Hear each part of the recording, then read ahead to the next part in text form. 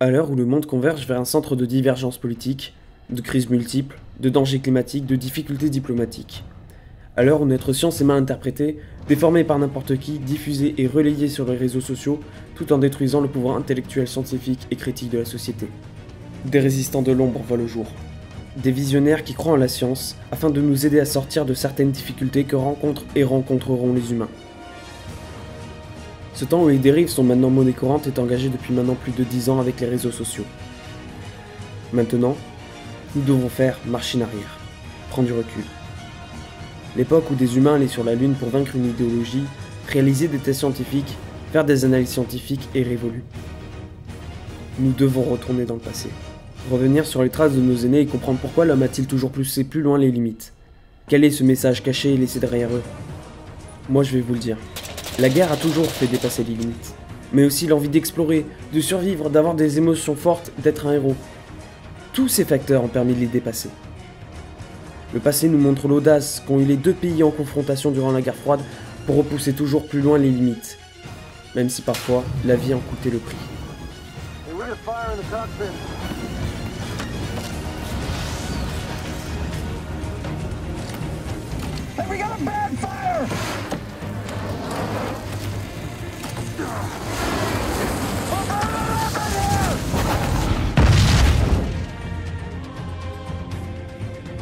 Pour survivre, les réponses sont tout autour de nous, tout comme les solutions.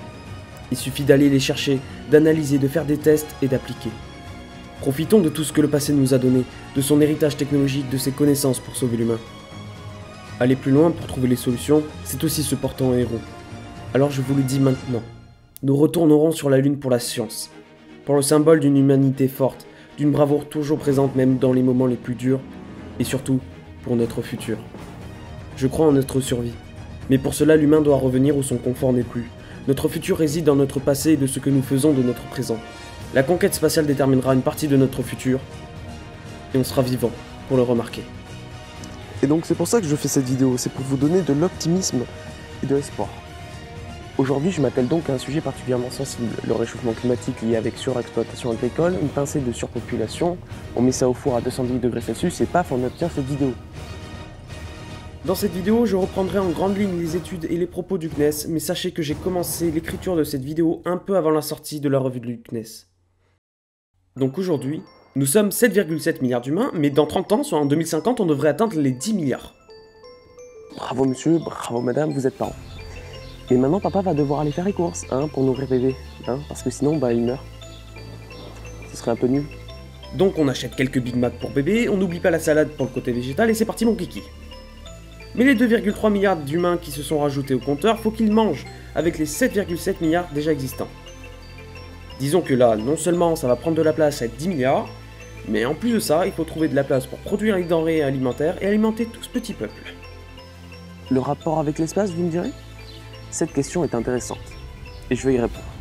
Il faut savoir qu'au-dessus de nos têtes orbitent deux satellites européens d'observation de la Terre nommés Sentinelle-1 et 2. Ces deux satellites analysent l'évolution des champs dans le temps, réussissent à photographier les champs, à analyser et comprendre les variables qui accompagnent la culture d'une terre. Ils arrivent à déterminer l'humidité, la qualité des sols, l'état des sols et même la santé des plantes. Il y en a beaucoup plus, mais simplement là je vais citer les principaux. Docteur Plante, bonjour. Besoin d'un diagnostic médical? Ta gueule. D'accord. Bon ok, oui, je vois le rapport, mais si tu fais une vidéo juste pour dire ça, entre nous, ça va pas vraiment le faire. Non, ça va pas vraiment le faire. Mais bon après... Oui, t'as raison. Quand on parle de survie, de futur de l'espèce humaine, on doit penser à notre alimentation. Et cette alimentation vient de notre agriculture. Sauf que quand on pense que les températures augmentent, que l'eau est une ressource précieuse et qu'il va falloir en utiliser encore davantage pour nourrir tout le monde, ce n'est pas rassurant. Mais ce n'est pas forcément juste. Il y a aujourd'hui des alternatives pour contrer ces problématiques. Le spatial aide et va aider les humains à améliorer leur culture. Par exemple, grâce aux satellites artificiels qui orbitent la Terre, 90% des données météorologiques et des prévisions à long terme proviennent des données satellitaires, contre 10% pour les données terrestres. Il Il faut donc comprendre qu'aujourd'hui, le réchauffement climatique est actualisé et connu principalement parce que nous avons envoyé des fusées et des satellites. De plus, il nous donne en temps réel l'évolution de la planète. Mais alors comment résoudre les problèmes déjà existants?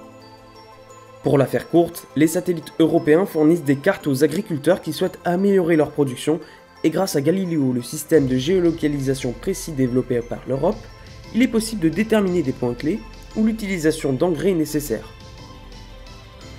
En plus de ces points, les satellites Sentinelle guident sur la quantité d'engrais à utiliser afin d'éviter le gaspillage, la destruction des sols et des nappes phréatiques. Pareil pour l'utilisation de l'eau. Cependant, avec l'essor technologique, il est possible d'utiliser d'autres méthodes. Il est ainsi plus précis et moins coûteux de faire de la télédétection aérienne avec un drone ou alors de la proxy détection. La proxy détection dans ce cas-là est un capteur posé sur un quad, tracteur ou outil agricole, et ensuite on passe directement dans le champ. Avec les données récoltées et la précision de Galileo, nous pouvons nous mettre en mode tracteur automatique et pulvérisateur intelligent qui permettra ainsi de doser le produit en fonction de la zone. Imaginons le nombre d'agriculteurs ne suffit plus à traiter la demande mondiale. Eh bien on peut automatiser des robots qui vont effectuer cette tâche pour nous et qui vont nous aider à améliorer notre agriculture.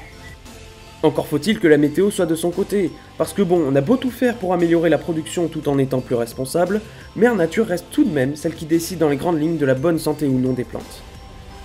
La bonne santé des plantes est généralement due à l'état des sols et à la météo. L'état du sol découle du type d'exploitation, une terre surexploitée sera de mauvaise qualité et le rendement va diminuer au fil du temps. La solution est donc de passer au bio et de respecter la terre. Bien entendu, cela ne suffira pas. Il faut changer nos habitudes alimentaires, manger moins de viande et faire moins de gaspillage. Mais aussi réguler la part d'aliments qui va au bétail et l'autre part aux humains. Cependant, si vous êtes un viandard comme moi, des recherches sont faites actuellement pour faire de la viande synthétique, plus écologique et plus responsable que manger un bon gros steak original. Ah, la Lune, la Lune. On parle beaucoup de programmes d'habitation à longue durée sur l'astre voisin. Ce serait une excellente idée. Des recherches poussées sur l'autonomie alimentaire d'une colonie, mais aussi sur les méthodes de production vont peut-être profiter aux hommes restés sur Terre. Bref, hormis l'agriculture, les émissions de gaz à effet de serre est le problème mondial numéro 1. Autant te dire que celui-là, il ne rigole pas. Bon, allez, Michel, moi je vais sur Mars. C'est trop la merde, là. Hein. C'est la merde. C'est ça. Toi, t'as pas vu ma vidéo? Salut. Ah. Bon, du coup, comment on fait? À vrai dire, on ne sait pas trop. Mais en même temps, en fait, on sait.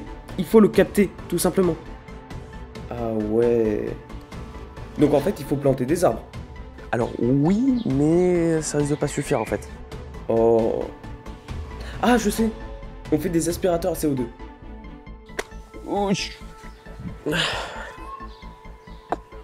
Voilà. Alors c'est pas bête, mais il va nous falloir beaucoup d'arbres. Et beaucoup d'aspirateurs à CO2 aussi. Il faut savoir que les aspirateurs à CO2, donc les captations carbone, eh ben, ils consomment de l'énergie électrique. Et dans certains pays, notamment celui-ci, hein, dont je ne vais pas citer mais je vais clairement l'afficher, dont la production électrique est principalement charbon et pétrole. Hein mon chien? Donc au final ça servirait pas à grand chose. Ça reviendrait un peu au même, voire même pire en fait. Donc c'est une bonne idée mais pour certaines choses, pour certains pays. Ah. Bon. Et si on fait les deux et qu'on baisse nos rejets? Là, on obtient quelque chose d'intéressant. Certes, ça va aller mieux, mais le moyen le plus efficace serait de rétablir l'acidité de l'eau. 70% de la production d'oxygène et de captation de CO2 provient de la mer. Et comme on peut le voir sur ces images satellites, la mer s'est légèrement acidifiée, détruisant une partie de la vie sous-marine et donc de la capacité à capter le CO2. Pour rétablir l'acidité des mers, il faut capter plus de CO2 sur Terre. Bref, tous les moyens sont bons pour essayer de retrouver une acidité correcte et une atmosphère correcte. Mais si on ne change pas nous, même si on rétablit l'acidité des mers, ça ne changera rien, car on ne fait que retarder le processus. Comme me l'ont fait remarquer des amis dans le domaine, les satellites ne sont pas assez précis et survolent pas toujours le même point pour donner des précisions de manière régulière et rapide pour optimiser rapidement l'agriculture et les rejets de CO2. Cependant, si l'on souhaite obtenir une précision plus importante, il faudrait passer par une prise de données via vol aérien, comme un drone ou un avion, ou bien alors par proxy détection. Bon, si on récapitule, le problème c'est nous, mais nous essayons de changer. Et une certaine vague de conscience écologique apparaît. Des gens réalisent des efforts et nous serons récompensés de ces efforts. Encore faut-il réussir ce défi et être unis face à ce qui nous attend. Soyez contents qu'on ait pollué pour envoyer des satellites dans l'espace. Car sans eux, on serait d'ores et déjà condamnés à laisser à nos générations futures une terre hostile à notre survie. Cette vidéo n'est pas faite pour se dire « c'est bon, la technologie va nous sauver », elle est surtout là pour vous rassurer. La technologie va nous aider. Mais cela, sans nos efforts, ne rimera à rien. L'espace est passionnant, le spatial est passionnant, car j'y vois en lui une clé de notre survie. À nous de la saisir et de prendre cette opportunité qu'on a de vivre avec la technologie pour réparer nos erreurs. Et nous avec. C'était Osmos Cosmo, j'espère que vous avez apprécié la vidéo. Même si elle est un peu différente de d'habitude, cette vidéo est surtout là pour vous rassurer et vous donner de l'espoir. Rien n'est perdu. Aujourd'hui, on a beaucoup de technologies et il faut simplement les mettre à profit en direction de l'environnement. Et vous aussi, vous devez vous mettre en direction de l'environnement, parce que c'est important aujourd'hui de préserver notre planète, notre biodiversité et surtout la survie de l'espèce humaine. Je vous souhaite une agréable journée. Bye bye, c'était Osmos Cosmo. Ciao ciao.